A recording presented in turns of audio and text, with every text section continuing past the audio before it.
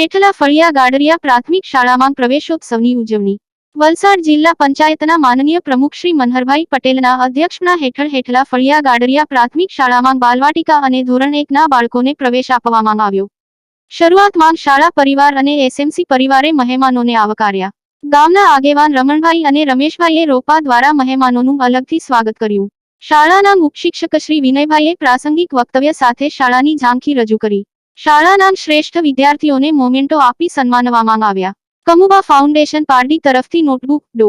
દીપકભાઈ દેસાઈ અટક પારડી તરફથી નોટબુક અને યુનિફોર્મ, સરપંચ શ્રી વિશાલભાઈ તરફથી ડ્રોઈંગ બુકની સહાયનું મહેમાનોના હસ્તે વિતરણ કરવામાં આવ્યું।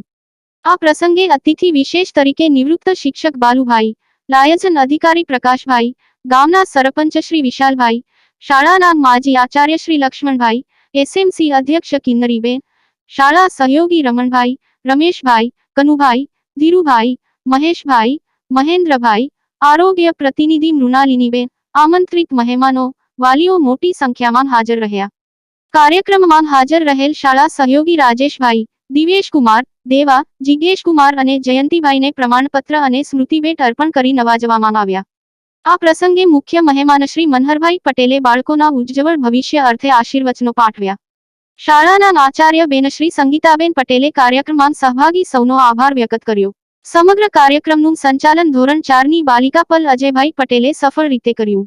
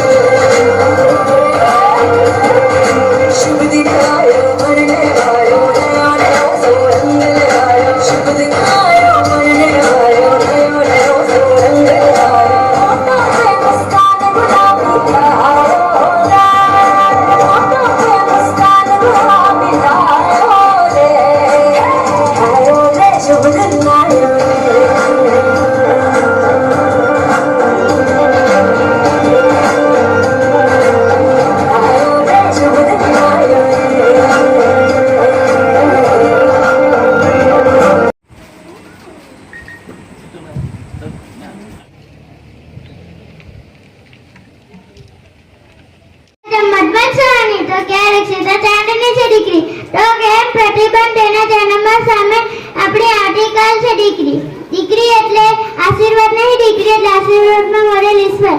દીકરી એટલે એક વાક્યમાં ઈશ્વરે આપણને કરેલું કન્યાદાન, પિતાનો અધ્યક અને માતાનો પ્રેમ ભેગો થઈને આકાશમાં હેલી ચડે ને વાદળી બંધાય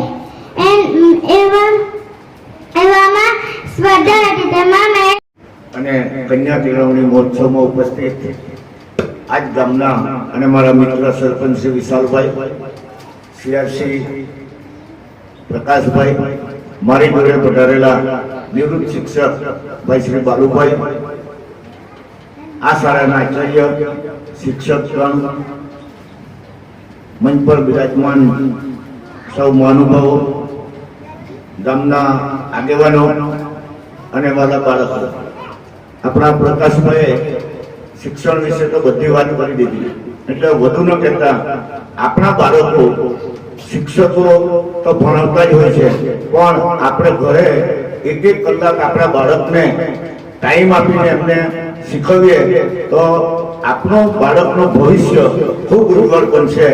આ પ્રકાશભાઈએ પણ કીધું અને આપણા રમણભાઈ પણ કીધું કે શિક્ષકો તો ટેલેન્ટેડ છે, પણ આપણે પણ થોડી મહેનત કરીએ।